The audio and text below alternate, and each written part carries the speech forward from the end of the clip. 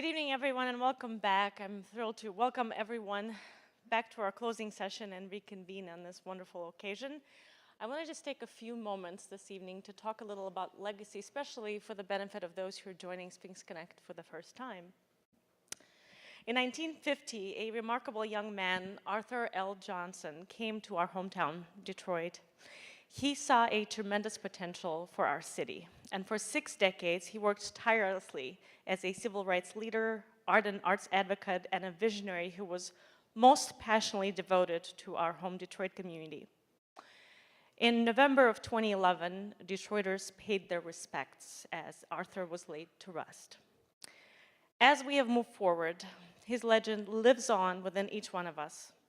Arthur's contributions to Detroit, Michigan, and the nation include his work as Wayne State University's first director of community relations, as president of Detroit's NAACP branch, and as a champion behind key artistic initiatives in his beloved city, including the Detroit Symphony's own legendary Classical Roots series. Arthur stood for everything that we hope to inspire within our young people, and his legacy of equity, equal access, the arts, and social justice lives on across the landscape of Detroit's cultural community and far beyond. Daniel Bernard Roubain has been, in many ways, upholding this legacy during most of his career as pivotal figure, both as an exemplary, extraordinary artist and dedicated spokesperson for social justice as well as the arts. A Haitian-American violinist, composer, band leader, and now also a pedagogue, he grew up in Florida, where his family did all that they could to support his efforts early on and to cultivate that early gift and love of music. About as omnivorous as a contemporary artist can get is the way that New York Times describes him. DBR is probably the only composer whose collaborations traverse the worlds of Philip Glass, Bill T. Jones, Savion Glover, and others. DBR is known for his signature violin sounds infused with a myriad of electronic and urban music influences. He takes his genre-bending music beyond any tradition. He has been nominated for an Emmy for Outstanding Musical Composition for his work with ESPN. He's been featured as a keynote performer at technology conferences and written large-scale, site-specific music for public parks. DBR's made his Carnegie Hall debut back in 2000 with the American Composers Orchestra performing his Harlem Essay for Orchestra. He went on to then compose works for the Boston Pops, Carnegie Hall, the Library of Congress, Stuttgart Symphony, and places beyond. He is currently an Institute Professor of Practice at Arizona State University. An avid arts industry leader, DBR now serves on board of directors of the League of American Orchestras, Association of Performing Arts Presenters, and Creative Capital. For his recent premiere of We Shall Not Be Moved, a chamber opera co-commissioned by Opera Philadelphia and the Apollo Theater, with libretto by Mark Bamuthi Joseph and direction by Bill T. Jones, New York Times called the work the best classical performance of 2017.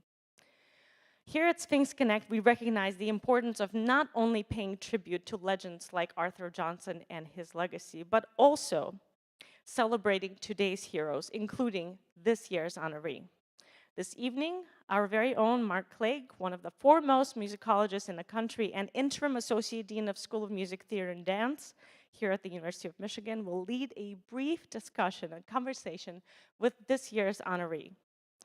Without further ado, ladies and gentlemen, please join me in welcoming the one and only DBR and Mark Clegg.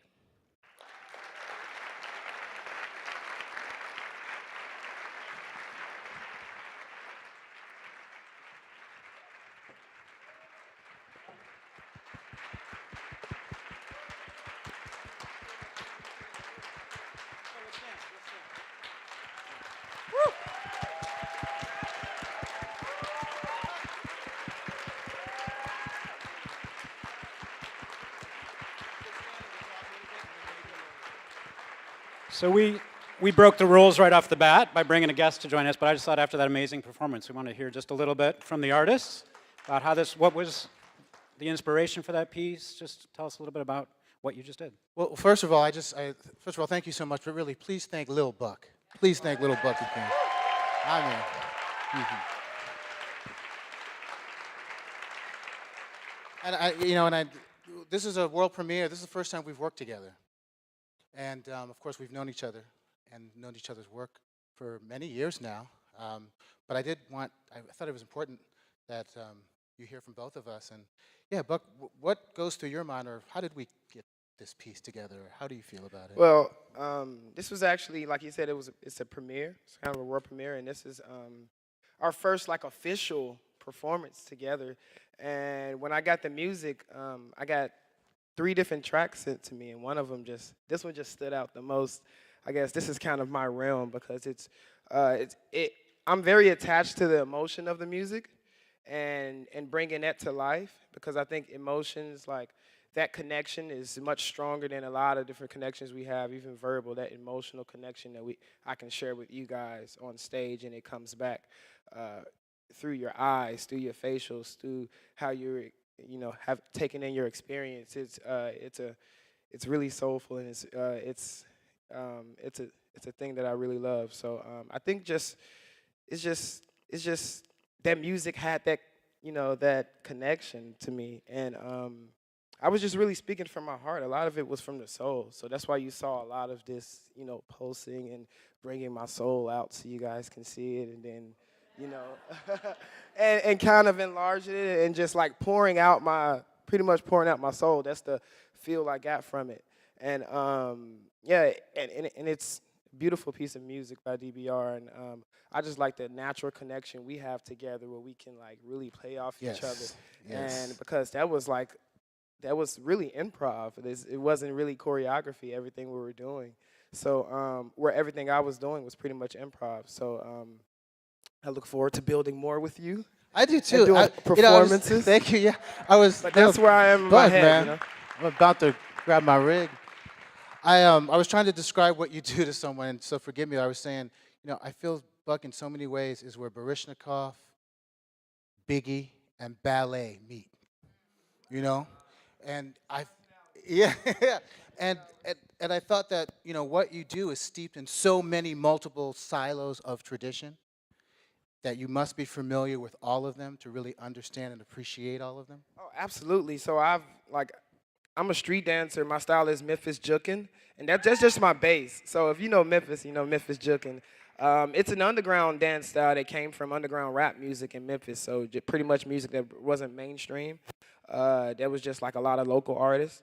But yeah, the music. I mean, that dance style to me wasn't just the music. A lot of dancers back in my hometown would just dance to that music, and I would love to dance to everything, to worldly music. So I've just grown up loving all types of dance. So I'm classically trained for 3 years. I've studied, jazz and modern and Twyla Tharp and Martha Graham and Kuchipudi dance from India. If anybody's knows about that. So I just pretty much spread myself wide. Gymnastics, everything. I'm pretty much an open door for movement all around. Well, Buck, thank you so much. Yeah, I thank you love guys for brother. having me. Love you. Man.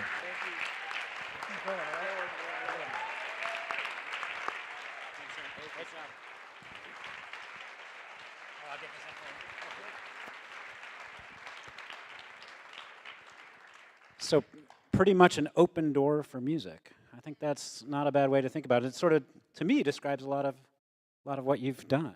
I mean, you don't really fit in a box. You treat that violin like it's a hip hop synthesizer or whatever you need at that moment, right? So let me give you the notes we took, just so you can see. But Mark asked some, now I have to switch into my academic mode. that's right. My professorial tone. With those red shoes, you're not going to With make those it. red dude. shoes. No. If I tap him 3 times, I'm going to disappear. No. But no, I'm so, I'll just say this real quickly. I always do it in these years so I can embarrass him. I don't know how many years, it was over 20 years ago. I'm in a practice room in the University of Michigan, underground in the basement. You know what I'm talking about, right? No windows. Late at night, there's this young man roaming the halls with this big, beautiful afro. I had dreadlocks at the time, they're gone. And I said, hey man, come in here, what are you doing? He says, oh, my name is Aaron, and we started talking, and he said, I want to start this I have this vision for this kind of African American violin competition. What do you think? Is it a good idea? And I said, no, it's a horrible idea. No. And of course, I love to say that I'm wrong, and I was completely wrong, obviously.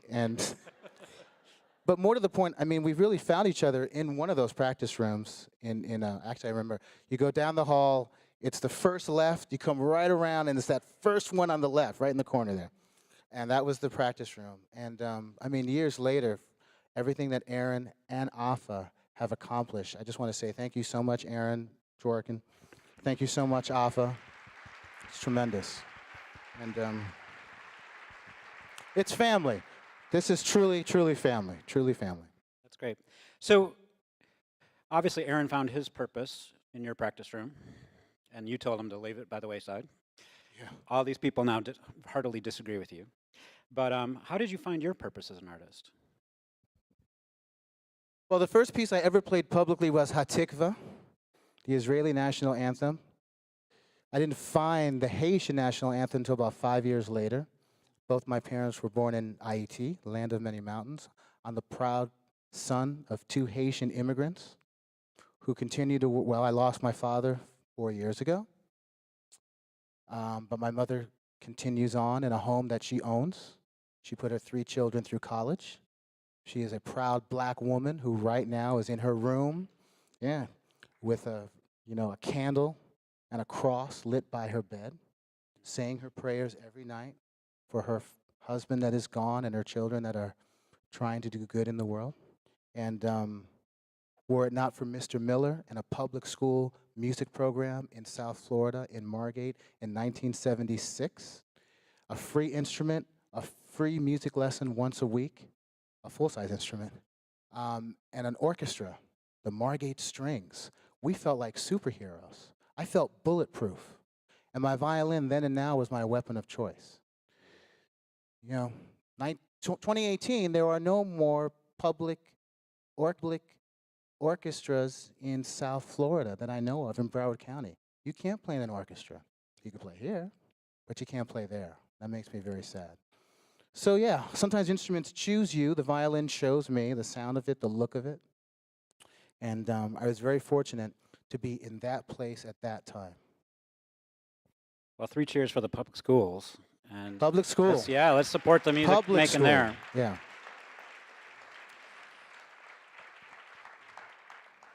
So your activism and the way you try to make a difference in the world through your music has recently really sort of come to the fore yet again with your chamber opera, We Shall Not Be Moved. Can you tell us a little bit about that piece? I mean, what's it about, and what do you hope people take away from it? Yeah, Mark, I'm very good now about trying to write down certain answers. Yeah, if I don't ask the same question, it's That's throwing you off. great. Okay. No, but this is when I'm prepared to answer because I wrote down the answer.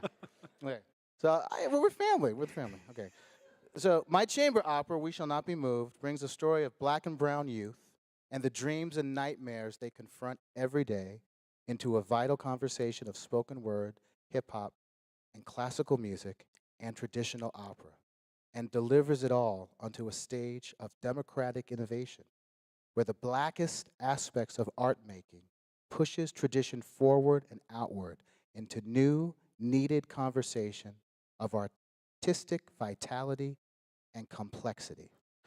All that to say that I wrote a chamber opera. There's a spoken word artist in it who is our protagonist. She has 4 brothers, all of whom have decided to not go to their public school in Philadelphia because they're going to learn from the ghost of 5 children who died in a house that was lit on fire. And in May in 1985, the Philadelphia Fire Department and Law and Police Department decided that the MOVE organization had to come out of their house and lit their house on fire. And they burned the block down. And in that house, 5 children lost their lives. And Ramona Africa, who I spoke to, has the scars on her arms, who tried to save her children, she said to me, as an artist, speak for me. Speak for me. Speak for me. So Bill T. Jones and Mark Bamuti Joseph and I had this audacious notion of an opera dipped in blackness. And from those fires, an artistic ashes would rise. And the opera begins with a spoken word artist, a black woman. And it ends with an R&B singer, a black woman. And in between, there are all sorts of tradition, no different than Bach, who embodies the best of ballet and the best of Biggie. And in between, there's storytelling that is from my mama and your mama too. The stage is the last bastion of democracy where all voices can and should and will be heard.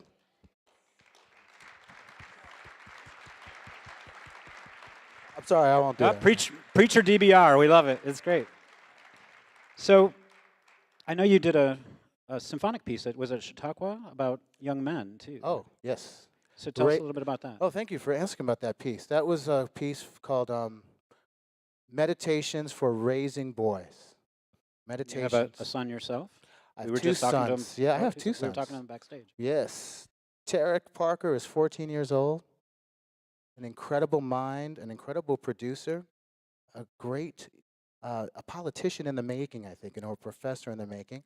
And Zachary Daniel Remain, 8 years old, a great mind, a great humanist, a great athlete. And Meditations for Raising Boys is a piece for orchestra, a narrative chorus, solo violin, and spoken word artists, and large orchestra. Mark Bamuti Joseph, who I often work with, did the libretto, and he wrote a letter to his son, who's half black and half Chinese. And the letter is an appeal to all young boys on how to act, on how to be, on how to live your dreams, on how to protect yourself, on how to survive. And the narrative chorus is purposely made for a chorus of boys and men whose only job is to read the libretto with the orchestra. And I tell you, in Chautauqua, we work with the young boys and we work with the young boys club, and about 50 young boys came into the orchestra hall, and the orchestra started, and my music is a combination of hip hop music and orchestral music, so on and so forth. So it started, and some of these young men who had never been to an orchestra concert at all started grooving and moving.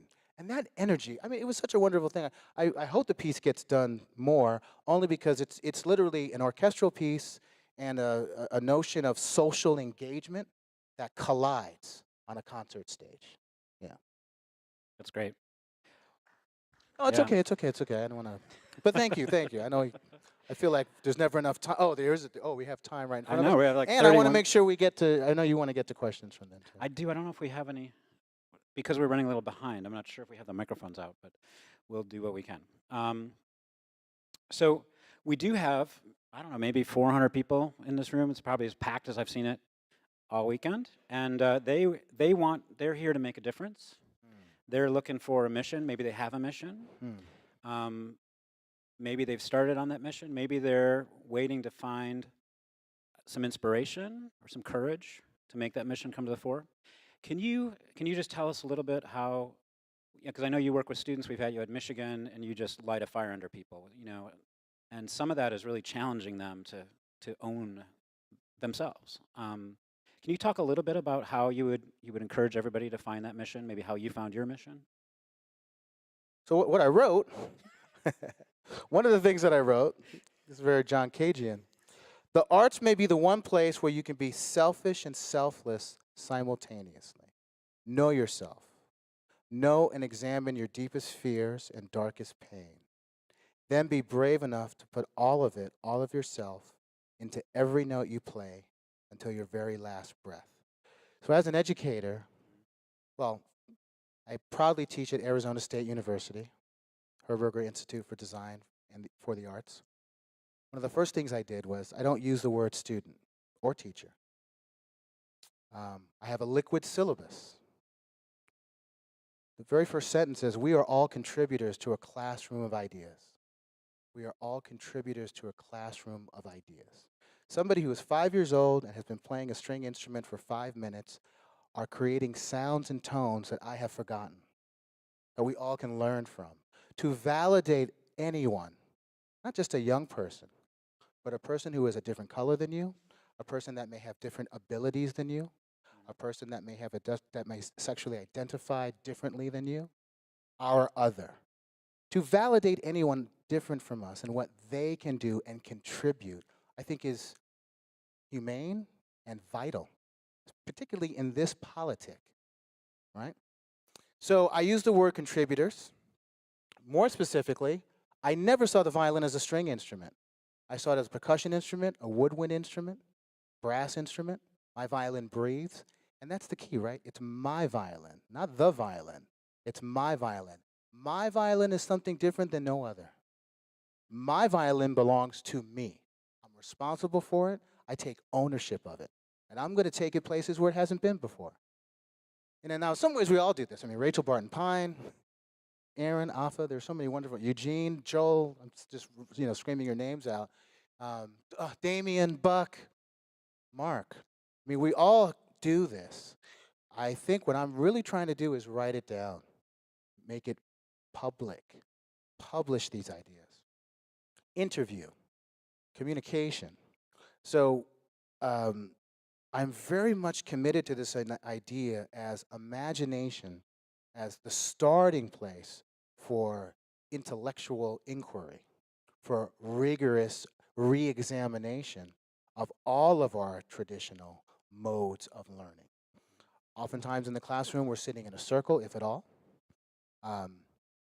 And I'm very much into the experience of what any kind of mode of or an exercise can be. You know, a music director in some ways is just a distribution system, right?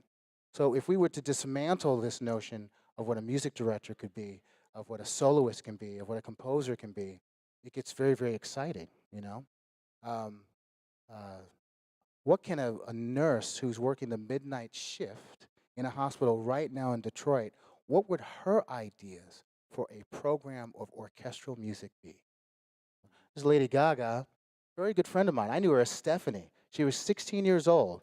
She was sneaking into clubs in the Lower East Side in New York City. Sneaking into clubs. Very smart young woman. And when I first met her, first time I said, "Hello, I'm Daniel." She said, "Hello, I'm Stephanie." I said, "What do you do?" She said, "I'm a composer." She said, "I'm a composer." So, yeah, I think ownership of words and ideas will lead to new strategies for how we can change these historic silos of traditional modes of interaction, of performance practice, and expression and presentation. So you mentioned the current political moment. One more time, sorry. You mentioned the current political moment. Oh, I am going to try to ask the next question, but I'll get around to it. Sure. You'll recognize it. Okay. I promise. But it's a polarized time, right? It's a time when our leaders are leading us to fight with each other, to hate each other, rather than love each other. It's a time when being an artist is both a huge responsibility to grab the kind of messages you're grabbing, to be the voice for that woman from Philadelphia whose children were killed, or murdered. But so to be an artist who embraces that responsibility to give those messages, you're also taking on some risk. I think especially in the Twitterverse, you know, you can just be called out by somebody in your audiences, and you just never know how big that's going to get, how scary that's going to get. How do you find, how do you find the courage to sort of keep at that mission? And what do you think all of us here should do to find that courage? I think to be courageous is exhausting, isn't it? It's exhausting. But you have to welcome the work. Being a parent certainly gives you that energy, and it gives you a sense of that responsibility.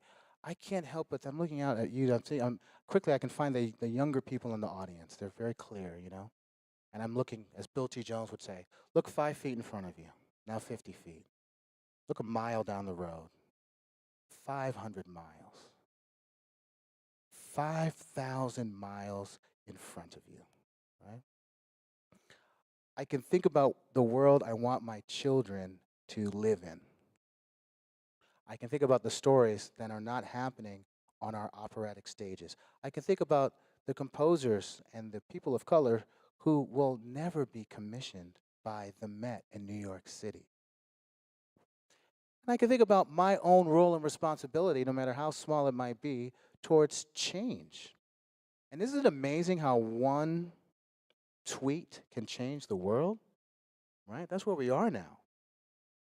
Can we be nimble? Can we be quick and clear?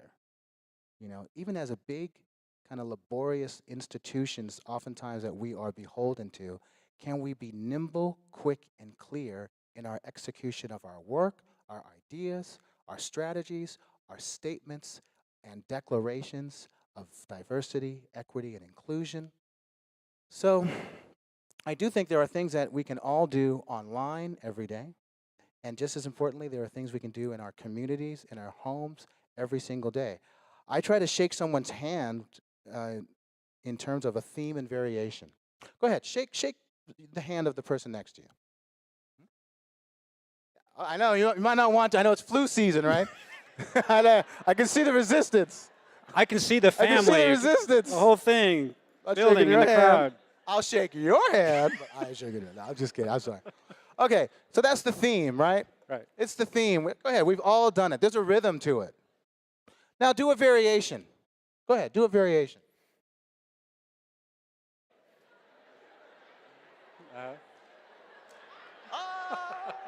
Or maybe no. We'll go like that. Oh, look at that! Look at the joy! Look at the joy! One more time, Mark. Oh! Oh! Oh! Oh! Mark! Mark! Love it. You know, there's magic in the mundane. That's your job as an artist. Find the magic in the mundane. Theme and variations on a handshake. My father was a proud Haitian American man, not African American. Not black. Black, but Haitian. And there's a particular way that, you know, when I was growing up in South Florida, young black men would hug one another, right? Grab the hand, shoulder to shoulder. To me, it's very macho, it's very masculine, you know? And I would come home and I would want to do that with my dad. My dad was 275 pounds, 6'1", all muscle. So I would go to do that handshake with him. He was a Haitian American man. He would embrace me. And I would say, Dad, you're doing it wrong. You're doing it wrong. This went on every day. And he was relentless in his embrace of his son. And then there's that slow drift, April 22nd at 1:07 p.m. Forgetting the date, my God, help me. I want to say it was 2014. April 22nd, 1:07 p.m. He closed his eyes, hospice, slow drift. His wife, not there. I'm not there. We're not there. They were en route. My younger sister closed his eyes. Do you know how much I long for that handshake? I would give anything for his variation on that theme of a handshake. Nobody does it like him. 275 pounds of muscle embracing you. I would give anything for his variation. Forget about the theme. I would give anything for my father's handshake, and it's gone. Now that's our job. If you can find a way to make magic out of the mundane every day, you will not only change someone's life, I think save someone's life.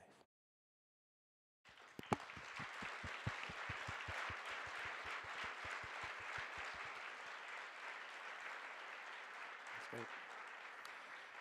Well, I have come to the realization that I have feet and a microphone, and I can jump down and hand it to somebody who's going to ask a question. So I will ask one more, and then this young woman right there is going to ask the next one. So, Great. where do you think things are going with the arts? I mean, where do you think the next music has come from? What's going to inspire? What direction are we going? Well, I think right now, tomorrow, a child will be born. That child will be a genius. I don't know if she will be in communication with someone who will die tomorrow, a genius who has left ideas for us to follow. But that's life. There's a connection there. Tomorrow, some great genius will die. Maybe we will know them, maybe we won't. And tomorrow, some great genius will be born. Now, in between, we mere mortals have to listen to one another, but have to continue to find access and make what we do that is so precious much more accessible. Yes, I'm literally preaching to the choir, right? And maybe in some ways, I said choir, so whoo. Yeah, I know, I get it. And I know that we all represent. We represent our communities, our home, our families, but we also, I think, represent our dreams and our hopes for what we would like our arts to be. I hesitate to even say the word performing arts now, right? So, to talk about the future of music, I don't know. That's a 6-string violin. It plugs into electronics and computers. It makes all sorts of fantastical sounds, and it's already dated. It's a hollow body instrument. I have 7-string instruments that are solid bodied. I have instruments that do all sorts of things in terms of sampling and physical or sonic modeling, so on and so forth. But the future of music, I think, rests in some genius somewhere who may or may not be heard. So rather than me tell you where music is going or what it might be, I can tell you my hopes and dreams for it. More accessibility, more voices, more places, more. And I hope that in mining this field of dreams and aspirations of others, maybe my job is to get out of the way even and make more room for the future of music that is embodied in people who are older than me and much younger than me. And I think that this organization is part of that movement towards something we can't even imagine, which is so wonderful. I think it was Afa who once said when I interviewed her, I asked her, where do you see the future of this organization, the Sphinx organization? I think I have that right? The Sphinx organization. If you know Sphinx, the name has changed for good reason. And I believe Afa replied, I hope we can get to, and I hope I'm not misquoting her, but I'll paraphrase her. I hope we can get to a place where the Sphinx organization is no longer needed. Wow. Is that humility or what? To give. So maybe we can get to the place where the future of music arrives constantly, and we're overwhelmed by it. Well, and this is a great place to start that mission. I think one thing I've been most excited about, so I'm one of the folks who's been at every Sphinx convention or Connect or whatever. I think Afa told me there's like 5 or 6 of us. Been to every one. And you get a jacket or something. I know, I should. Cape, come on. They do an SNL. But really this crowd looks remarkable, really different than all the other ones. You know, because there's so many more young people here, so many more student musicians than there used to be. And that, for me, is just the hope you're taking, but it's also the responsibility that all of us have. All right. I'm really glad you said that, actually. I think, and I haven't been in all 5, but I think you really made a very important point that this convening is changing and growing, and that doesn't always happen. And that's a very important, that requires a lot of work and a lot of dedication and commitment. Oh, yeah. Yeah, just be careful. If you keep coming, they put you on stage, so it's a little dangerous. All right. Think I can get down here? I think so. Thank you. All right. Hi, I'm Naya. I am a cellist. I've been playing for 8 years, and funny enough, I come from Arizona too, Phoenix, Arizona. So, yeah. I'm sorry, one more time? Can I hear you? Okay, sorry. I'm Naya. Hi, I play cello. I've been playing for 8 years, and funny enough, I'm from Phoenix, Arizona. Oh, you're from Phoenix, Arizona. Wonderful. So, this is a pretty simple question. Do you name your instrument? One more time? Do you name your instrument? Yes. What's his name or her name? Her name is Bernadette. Berta I don't know if they can get a close-up of it. I don't know if they're able to do that, but can you? If you can, I'll show you, or you can come up. Okay. In fact, you know what? Let me show you how much we're family. Ooh, did I screw things up? Okay. You got 6 strings. Yeah, I'm gonna pass Bernadette around. Oh, dang. I trust you. Because, well, let me bring it, let me, no, it's okay. No, that was so rude. I'm so sorry. Bernadette, the peg box is a Nubian queen carved into the peg box. And on the back, it says Bernadette, burned into the back of the peg box. Wow. Bernadette is and you can pass Bernadette around. I named my cello Edward. So, No, you know. Bernadette is my mother's middle name. Yeah, Bernadette is my mother's middle name. So, yeah. And you can pass it through the audience. It's okay. I trust you. I trust you. Probably can do 2 more questions because I've been told we got to be quick here. Hello, my name is Simone. Hello, Simone. Oh, Simone is the first name of my mother. Oh, So sweet. beautiful. Yeah. Connection there. I guess my father passed away a year ago, and he was the one who always supported me through music. He was a saxophonist. I didn't really like him very much, and I didn't realize how much I would miss him until he was gone. And I guess my question for you is, how have you dealt with the grief of losing someone close to you, and I'm sure who supported you and had his own, because my dad was Guyanese, and had his own identity and honored it and was proud of it, and how have you dealt with that sort of loss in your life? Well, I'll be very honest with you. I think being an artist prepares you for life and death. I miss my father singing. I remember his singing. I miss the smell of my father. Every time somebody, every now and then I smell my father. All of a sudden, his cologne finds its way. And it's not my imagination. And to tell you the truth, I haven't gotten over my father's death, but I can manage it better. It's always there. This thing inside of me, always there. And I think that playing even tonight, I feel like he's right here, or maybe next to you. He had a deep baritone voice, lots of pictures and lots of videos, thank God, because we quickly become 2 dimensions. So I have so many pictures and videos of my dad just talking and laughing and being himself, We even recorded a track together. Oh, well, I will never plug, but if you go to iTunes, the La La song, you'll hear my father singing. La la la la la, la la la, la la la la la, la la la. I wanted to collaborate with him. I sampled his voice, and it made it onto the record. So I think collaborating with my father, collaborating with the people that you love, lots of pictures and lots of videos, talking about them as though they're here because they're here. I talk to my father every day. We have conversations every day. And I'm very open and very honest about it. There's a conductor who's dealing with this right now. I won't say his name, but he's online right now. And he's sending pictures, and he's very open, and he's talking about this. And it's kind of, graphic, right? But important, necessary even.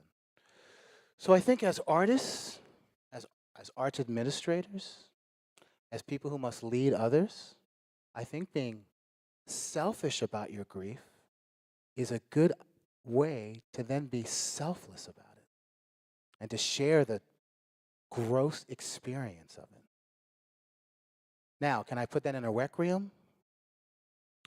I really want to. Yeah, I really want to. Yes. Hi, I'm Michelle, Hello, Michelle. and my question for you is how how did you go from turning down the idea for Sphinx to becoming such a big advocate for diversity and such a big activist? See, Aaron's really laughing now because he's like, the young people, I love how you heard, yes. So yes, that's a very, let me answer it succinctly. I was totally wrong about the idea of Sphinx, yes.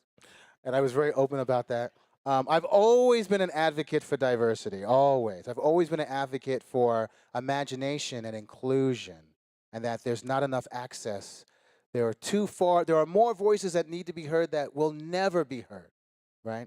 So I've always been an advocate for that. And I think that in that, Aaron and I and Afan, we always shared in this hunger to serve our communities, to serve the communities that were surrounding us.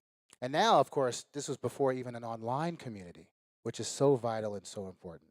So I don't want to misrepresent myself. I started playing the violin when I was 5 years old. But let me end. This was our last question? Oh, we have, oh, one more. Okay.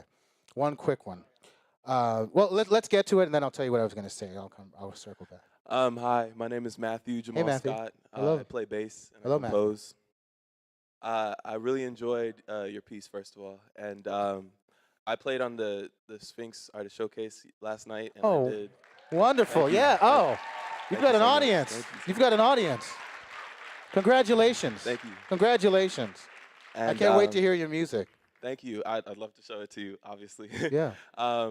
So I do a lot of looping, and I did a piece with some dancers, and I'd really like to collaborate more with dancers and other artists. And I was wondering, what advice would you have for me just starting out and looking to collaborate with other artists? How would I go about doing that? Well, you've already started. You're here.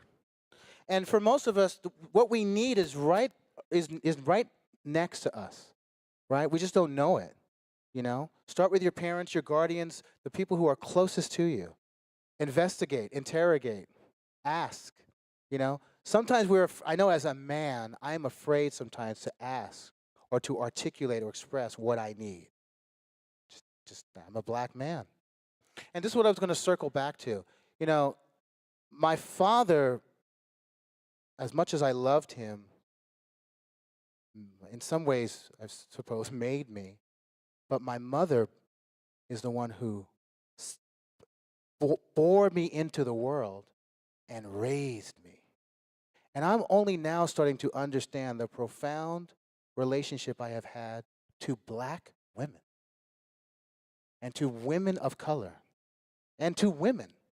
And this is a very important part of my life as I start to navigate and grapple and understand how I have learned and how I will learn and what I want for my sons and my family. And I have a wonderful woman in my life, Lisa. I have a wonderful mother, Simone.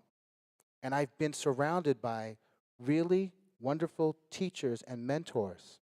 Tanya Leon comes to mind, by the way, who have always tried to instill in me a sense of goodness and righteousness and have me move forward. So I can say to you, you're here. Probably what you need and probably who you need is somewhere in this room or somewhere close to you. It's just a matter of being man enough to ask, right? Being human enough to say that I need help. I said human and woman enough to ask. Well, yes. And that we all need to be able to be humble enough to know that relationships and success will always be interconnected, right? Sometimes the best success rests upon the best, most sincere, most humane, most loving relationship. I'm so proud that Aaron is still in my life. He is my friend. And I'm so proud that my mother is still alive and she is my friend. And you are my friend. And everyone in this room are my friend, and I don't want to take up any more of your time. Thank you so much. God bless you. God bless you. Just wait a second.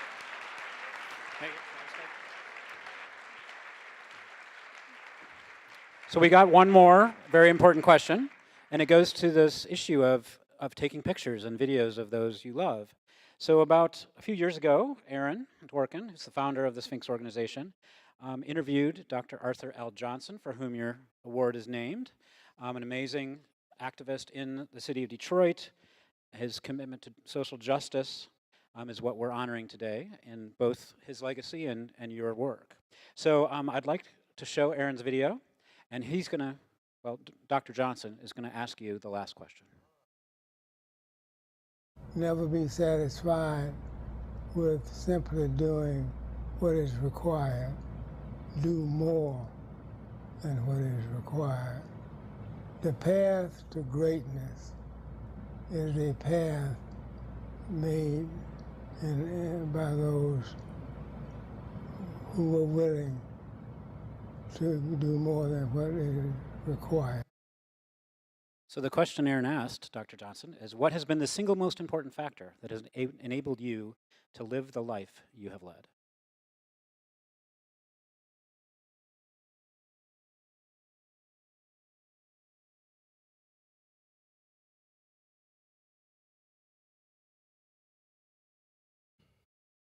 I've talked about my mother, I've talked about my father and my family and this organization and community. And if there was one word, it would be hope. I will always have hope in the future, in the universe correcting itself, in righteousness, in the arts, in sacrifice, that we all suffer, but not all of us will survive, in the ability for the arts to transform and transcend. I will always have hope in the goodness in others, and I will always have hope in this audacious notion that one person doing one thing beautifully, repeatedly, day after day, will eventually lead to the worst things in our lives being transcended and transformed into the most beautiful and impossible dream made real. Thank you so much, Daniel, for all you do.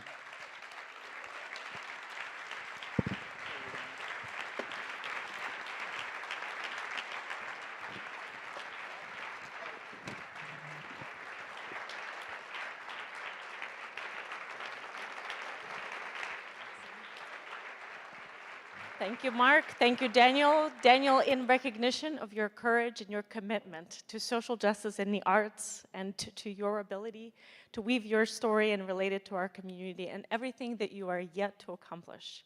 SphinxConnect is so proud and humbled to present you with the annual Memorial Arthur L. Johnson Award. Thank you so much. Thank you for everything that you do in your world. Thank you.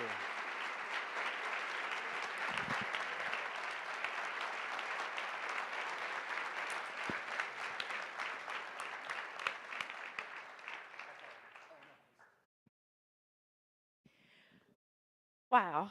So, folks, our time here is coming to an end, but we do always have a few parting words and then something special planned for all of us. When we started the whole thing, I talked a little about the unlikely charm of incrementalism and the unlikely importance of doing small things and not permitting the perfection and our quest for perfection to be the enemy of good that we can do even with smaller resources or sometimes with no resources at all.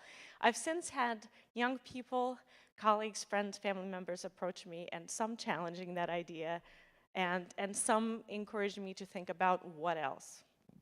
And just this is Aaron spoke in the beginning, what if, and now we're talking about what else. We're very much an iterative place where we talk about other things, additional things that we could be doing. And when I think now, I think some of the biggest lessons I will take away from this convening is thinking small and thinking big. Thinking myself individually, but also thinking together. And as I think that way, I think one of the things that comes to mind for me is ownership and accountability. It starts there, and I think for me probably a singular lesson that I think I will take away is to acknowledge and to admit that I've not done enough. It starts that way for everybody. I do hope that everyone here, our communal experience, our few days together, I hope it starts with a spot of everyone. Whether your organization's mission is dedicated to diversity or whether your organization is coming from a place where it's still aspirational and you've done very little, I think it's important all of us say, we've not done enough. If we had, we wouldn't be in this spot. Now we're fortunate that we have a room full of people, this whole family that's growing so strongly every day, that's dedicated to this change. But we know we can't get it done alone, and we know we haven't done enough. One of the other things I'll encourage everyone to do, actually there's a couple of things, is to think about why you're doing what you're doing. In one of the sessions yesterday, one of the speakers said, "Why are you here?" I mean, obviously there's various reasons. Some of you might be here because we've invited you. Some of you might be here because you heard about it and thought it would be a really good conversation to join. It could be a variety of different reasons. You could be part of the Sphinx Symphony, you could be a fellow here, you could be auditing and trying to decide if it's an important thing. But deciding the why is really important. I'll tell you about my why. I do this because I love this art form, but I also have a personal why. I do this because I think it's the right thing to do. I have 2 biracial children. I want them to live in a reflective world that's infused by the arts that are reflective of the communities in which we live and the communities in which we hope to enrich and improve. I'm also doing it because it was started by someone who's my life partner and who had this dream of building a big community. This is the big community. I'm doing this because I want to make a difference and I want to contribute. One of the biggest influences in my life was my own father, who's now been gone for the past 9 years. And my father was many things. He was an entrepreneur. He was an educator. He was an outspoken person, a passionate person. He lived a portfolio life, and at one point in his life, my father was an architect. And one of the things that he often told me, he was one of my biggest role models, kind of similar to the story that Daniel was telling me. I have a gift for complaining. Part of my heritage is Jewish, so I'm living that up, so you can't really fault that. But you know, this week I thought about it and I said, complaining is really good. We're complaining a lot, and I love the fact that we're hearing that. Now it's just a matter of that whole activation theory, right? It starts someplace, a lot of energy and resources are required at first to get it going, but then much less is actually required to carrying it through. We are in a carry-through spot, and I need everyone's help for us to get to the finish line. We're not gonna get there alone, we're gonna get there together. So now that we're in the spot when we're complaining and the chorus is getting larger, that's always encouraging. Hopefully it'll be heard. So hopefully we'll all mobilize and get it going for next year. I'd like for all of you, each one of you, to go back to your home communities, complain really loudly, and then do something about it. And then once you're there, a week or 2 will pass, the high of being with your friends and meeting new friends, all of that's going to fade. So as you think about things and as you prepare and look on the Sphinx website to look at the dates for next year and decide that you're gonna come, drop me a line. My email is afa@sphinxmusic.org, and there's only one thing I ask you. Don't bother writing a thank you note. Don't take the time, your precious time out of your day to say a nice thing or anything of the sort. Tell me one thing that's missing in your life and that's preventing you from doing something about diversity and inclusion in your own home community. And let me know how I can help. And this goes to the young folks in the room. This also goes to my colleagues, my brothers and sisters, allies like myself who are trying to make a difference. If you have an opening in your organization, make space, make it your business to have that opening be filled by a person of color. You have a hole in your season, as somebody just approached me and told me I have a hole in my season, I'm like, I'll fill it. You just tell me when it is, and I will find the best artist or a group of artists. You don't see an opportunity, make one. That's the only reason and that's the only way that we're going to get any place. I'll just, before we go to a special spot, I'll paraphrase a wonderful African quote that says, if you want to go fast, go alone, but if you want to go far, go together. So speaking of getting out of the way and together, I've asked a few of my friends to join me here on stage for a special, final, communal moment, which will involve performance. And if you should feel so moved, and I hope that you do, I'd like you to all consider participating in the performance.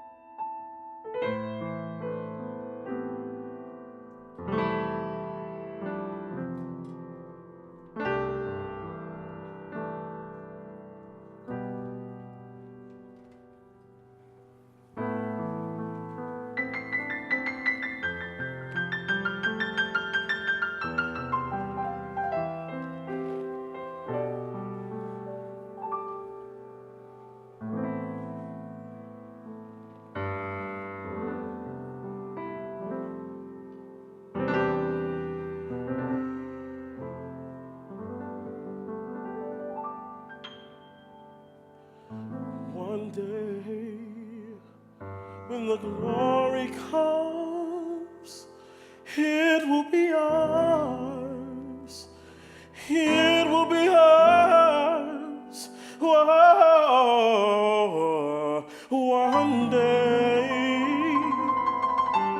when the war is won, we will be sure. We will be sure. Oh, glory, glory, oh, glory, glory, glory. One day, when the glory comes, it will be ours. It will be ours. Oh, one day, when the war is won, we will be sure. We will be sure. Oh, one day, glory, glory, glory. Now the war is not over, victory isn't won, so we'll fight on to the finish, and that's when it's all done. Now the war